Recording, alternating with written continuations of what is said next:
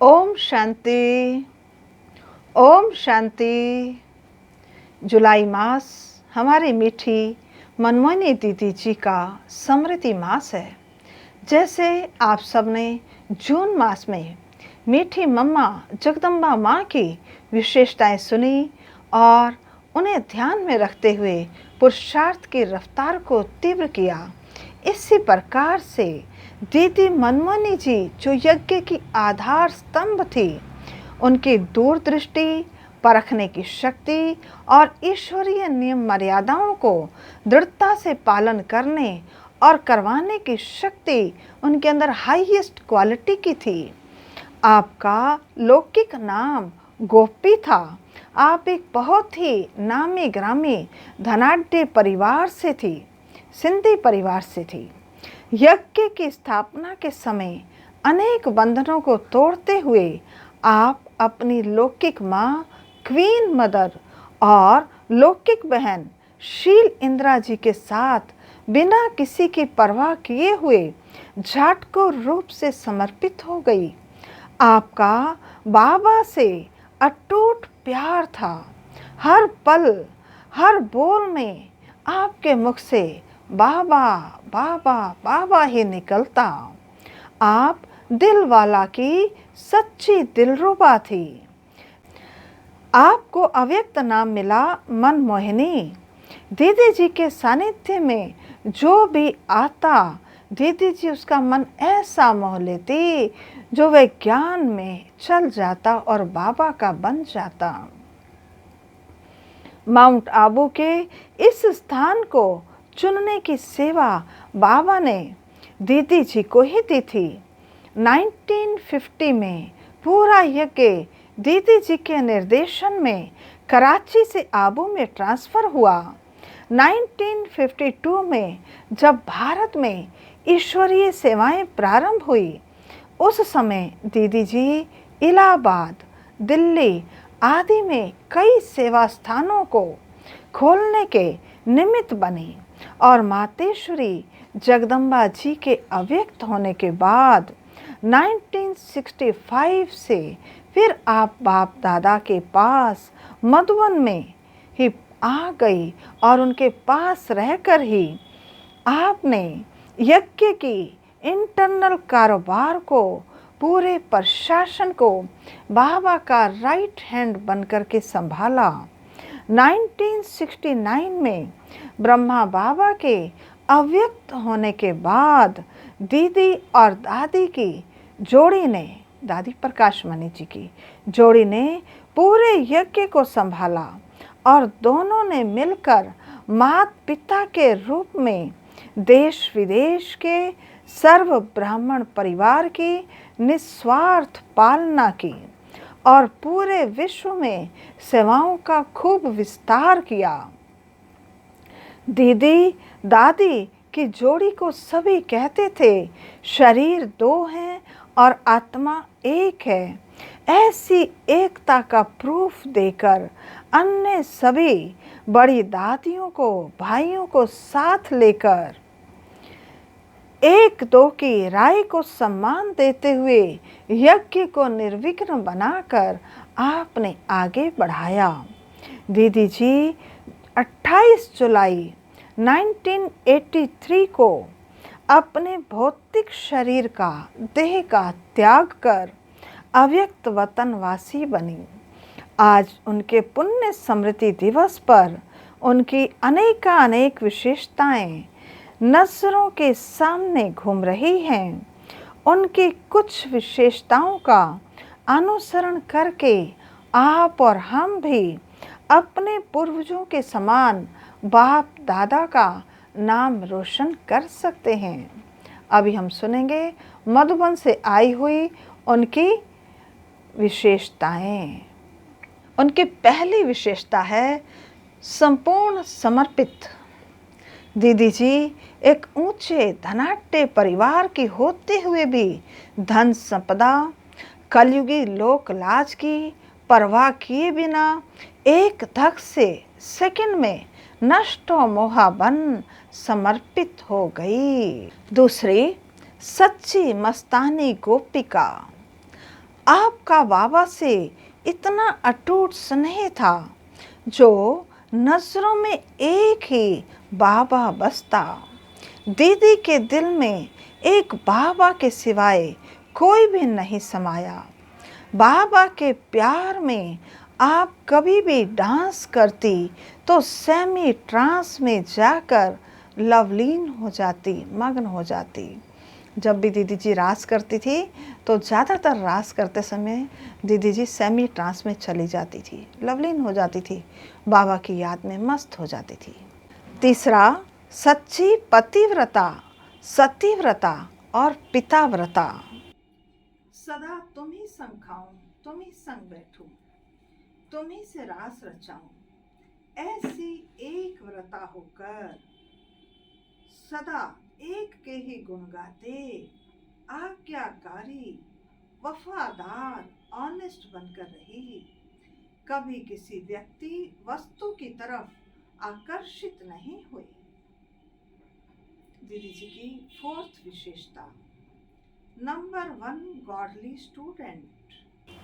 आप लौकिक में स्कूल नहीं गई, लेकिन भगवान का नंबर 1 स्टूडेंट बनकर आप सबकी टीचर बन गई। आप क्लास में कभी भी बिना कॉपी पेन के नहीं गई। आपको बाबा के महावाक्यों से, मुरली से अति प्यार था। आप बहुत ही ध्यान से सबसे आगे बैठकर मुरली सुनती और उनसे बहुत अच्छे गूढ़े प्रश्न निकालती थी और उनसे सबको रिफ्रेश करती थी।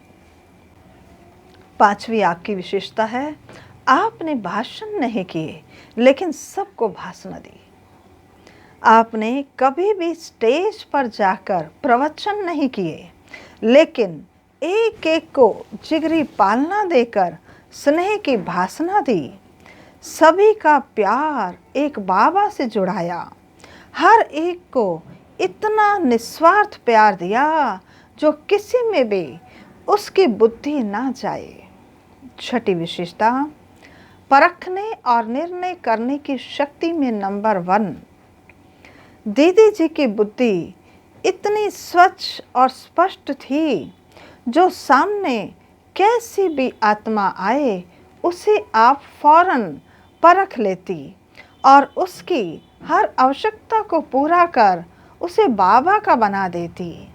दीदी के बात करने का टैक्ट ऐसा था जो बड़े बड़े वीआईपीज भी दीदी जी से मिलने के बाद रेगुलर स्टूडेंट बन जाते।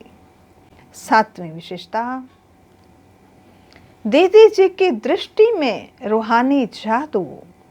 दीदी जी से जो भी दृष्टि लेते उन्हें वैकुंठ की दुनिया का साक्षात्कार हो जाता। उनके योग की ऐसी स्थिति थी, आत्मिक स्थिति का ऐसा अभ्यास था जो नज़र से निहाल कर हर आत्मा को तृप्त कर देती थी।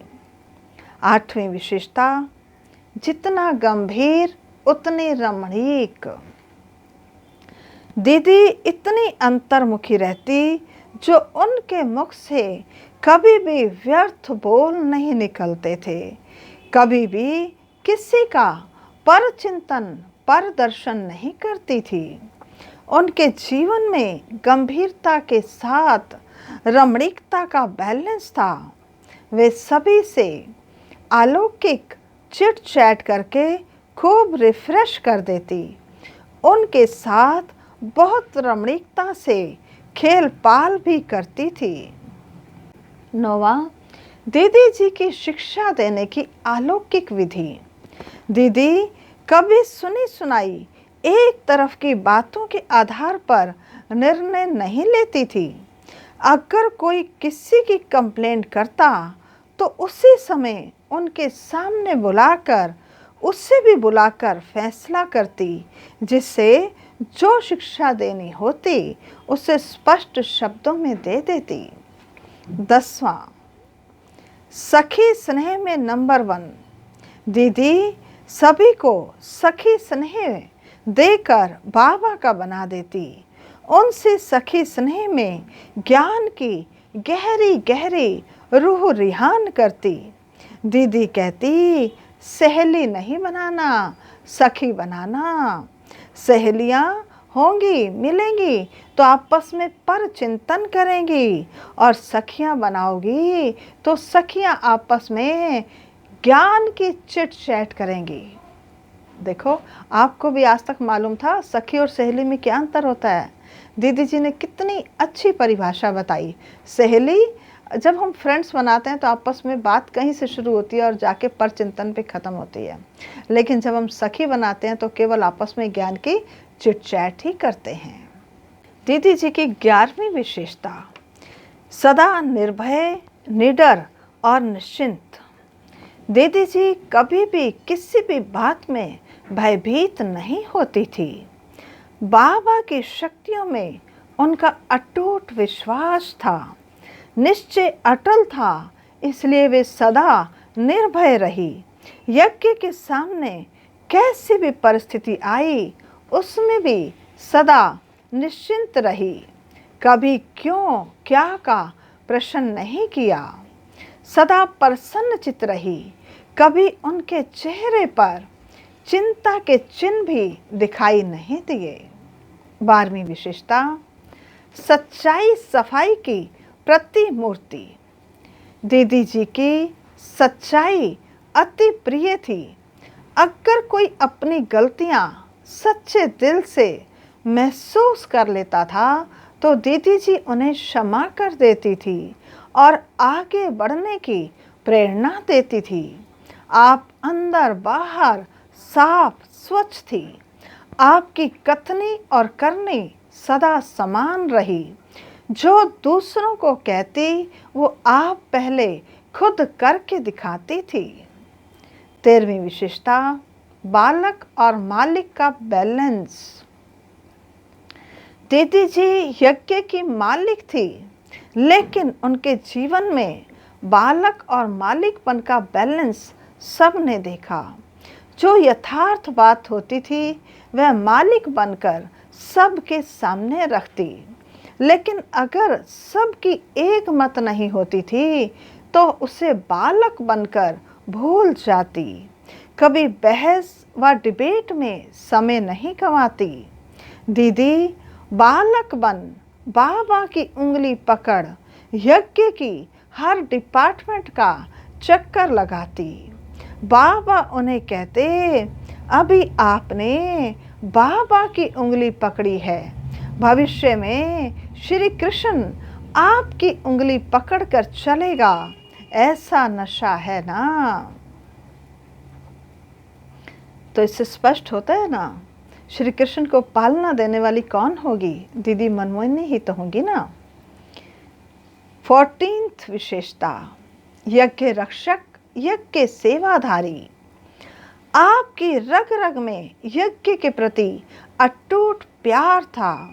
यज्ञ को किसी भी प्रकार की आँच ना आए उसके लिए आप बहुत ध्यान रखती थी और हर एक को यज्ञ की अमानत को संभालने की, निस्वार्थ सेवा करने की प्रेरणा देती।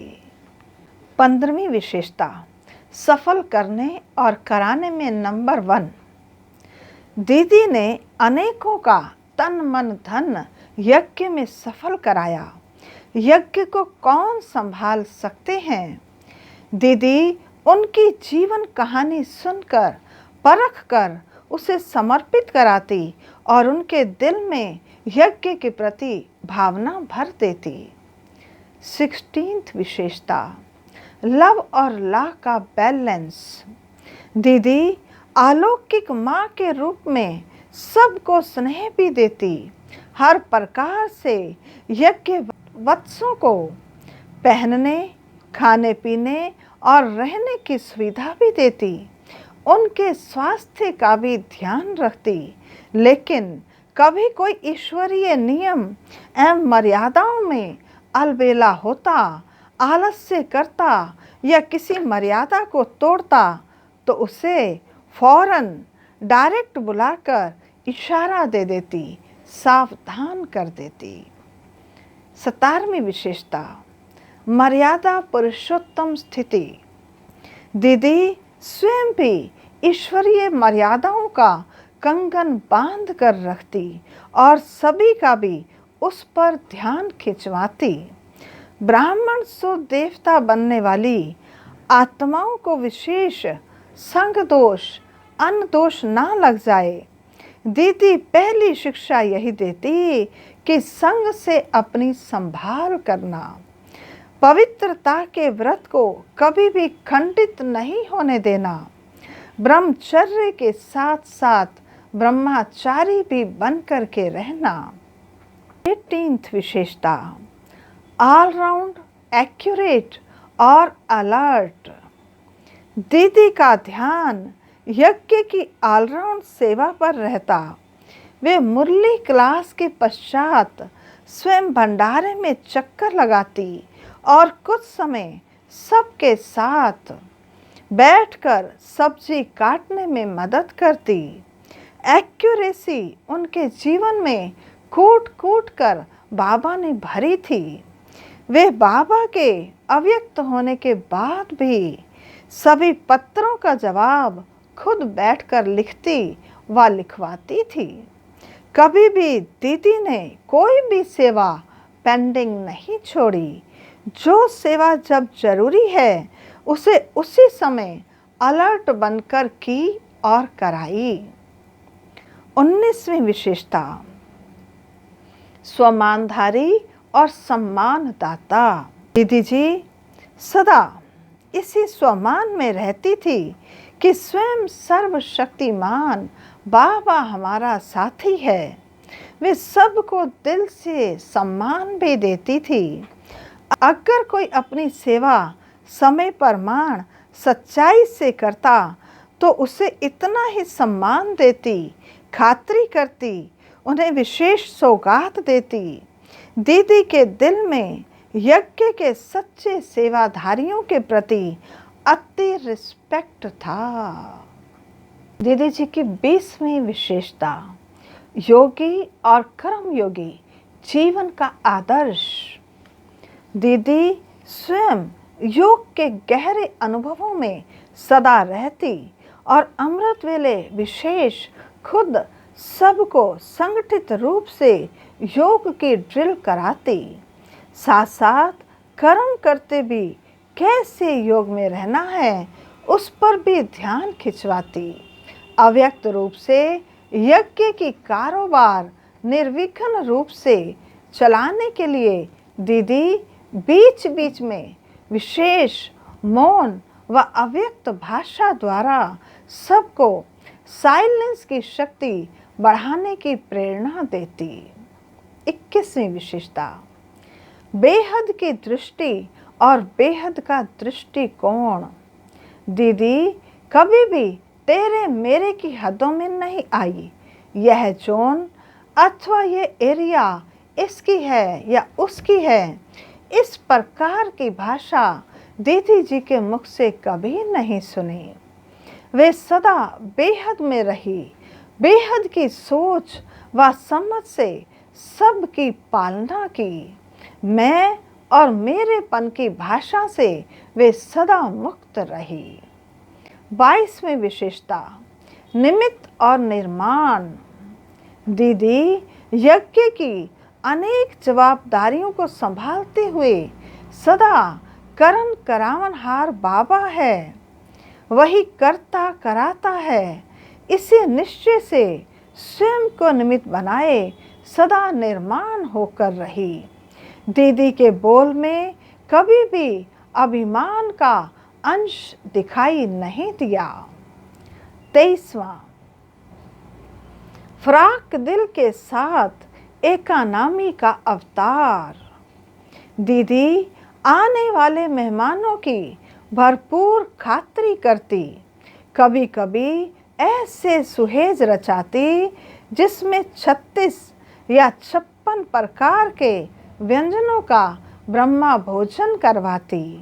एक बार तो दीदी ने 108 प्रकार का भोग बनवाया और सभी के साथ मिलकर खाया और सभी को खिलाया, लेकिन साथ साथ अनासक्त वृत्तियों पर भी सबका ध्यान खिंचवाया। दीदी यज्ञ की एकानामी का बहुत ध्यान रखती थी। दीदी कहती, गरीब गरीब बच्चे, भोली भोली माताएं अपनी मेहनत की कमाई यज्ञ में भेजती हैं, इसलिए हमें कोई भी व्यर्थ खर्च नहीं करना है। अपने प्रति कम से कम खर्च हो, इस बात पर ध्यान रखना है। साधन सुविधाएं सब सेवा के लिए हैं, अपने प्रति नहीं हैं। 24वीं विशेषता, अपकारी पर भी उपकार की भावना। कभी कोई यज्ञ की व बड़ों की इंसल्ट करता या उल्टा सुल्टा कोई बोलता तो भी दीदी कहती, बाबा ने सब पर उपकार किया है, इसका दोष नहीं है, इसलिए कभी भी बदला लेने का ख्याल नहीं रखना। दूसरे को बदलने की बजाय खुद को बदल लो, इसमें ही भलाई है। दीदी ऐसे अपकारियों पर भी उपकार की भावना रखती थी। जैसे दीदी बाप समान बन गई थी इस विशेषता में भी। 25वीं विशेषता, सदा शुभ भावना, शुभ कामना, संपन्न संकल्प। दीदी ने स्वयं प्रति सर्व कामनाएं समाप्त कर सभी के लिए शुभ कामनाएं रखी। हर एक के प्रति दीदी की सदा यही शुभ भावना रहती कि यह केवल ब्रह्मा कुमार ब्रह्मा कुमारी नहीं, लेकिन सच्चा तपस्वी कुमार तपस्वी कुमारी बने। तपस्या के बल से अपने पुराने संस्कारों को परिवर्तन करे। दीदी जी कहती थी, अगर कोई स्वयं को सचमुच बदलना चाहते हैं तो वे अपने को खुद ही पढ़ाएं। अपना टीचर आप पे ही बने तो स्वयं को बदलना सहज हो जाएगा। 26वीं विशेषता, दिल वाला को अपने दिल में बसाने वाली सच्ची सच्ची दिलरुबा। दीदी के दिल में सदा एक दिल वाला ही रहा। कोई कितना भी स्नेही सहयोगी हो, दीदी कभी किसी पर भी प्रभावित नहीं हुई। हर एक का संबंध एक बाबा से जुड़ाया। खुद त्याग, तपस्या और सेवा की मूर्ति बन करके रही। आपने देह अभिमान का त्याग किया। एक बाबा दूसरा न कोई, यह दृढ़ता भरी तपस्या की। सेवा तो आपकी रग रग में समाई हुई थी। हर एक को ऑलराउंड सेवाधारी बनने की आपने प्रेरणा दी। जैसे वाणी की सेवा में हर एक इंटरेस्ट रखता, ऐसे दीदी कहती, कर्मणा सेवा में भी नंबर 1 लो। कोई भी सब्जेक्ट में हमारी मार्क्स कम नहीं होनी चाहिए। 27वीं विशेषता, हर कारण का निवारण करने वाली सर्व की इष्ट और अष्ट। दीदी की बुद्धि इतनी तीक्ष्ण और दूरंदेशी थी जो सेकंड में हर कारण का निवारण कर देती थी।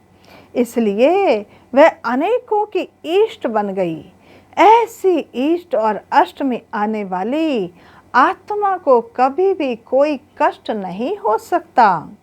भले शरीर के हिसाब किताब आए, लेकिन उन्हें दुख की महसूसता नहीं हुई। यज्ञ के सामने बातें तो अनेक प्रकार की आई, लेकिन दीदी ने उन बातों को नहीं देखा। कोई भी बात आती तो दीदी कहती थी कि शायद बाबा को इस बात से मुझे कुछ सिखाना है, मुझे अनुभवी बनाना है। दीदी ने बाबा के साथ अपने सर्व संबंध जोड़े हुए थे। दीदी कहती, बाबा को सखा और साजन बनाकर उनसे ही दिल की लेन देन किया करो। टीचर को अपना फ्रेंड बना लो तो उनकी शिक्षाएं सहज ही जीवन में आ जाएंगी। तुम ही सिखेलूं, तुम ही सिखाऊं, इसी संस्कार ने दीदी जी को बाप समान बना दिया। 28वीं विशेषता, उपराम और साक्षी दृष्टा। दीदी अव्यक्त होने के कुछ महीने पहले ही हर कारोबार से उपराम होती गई। कभी कोई बात दीदी को सुनाते तो दीदी कहती, छोड़ो इन सब बातों को, अब तो घर चलना है। दीदी के इस वाक्य के आधार पर ही उन दिनों एक गीत बना, अब घर चलना है। इसी एक स्मृति से दीदी साक्षी दृष्टा बनती गई। हर कार्य व्यवहार से भी उपराम होते 28 जुलाई 1983 में आप इस भौतिक देह से अलग हो अव्यक्त वतनवासी बन बेहद सेवा में चली गई।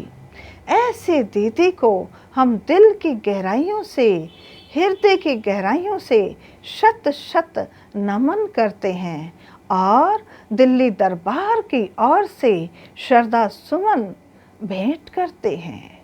ओम शांति।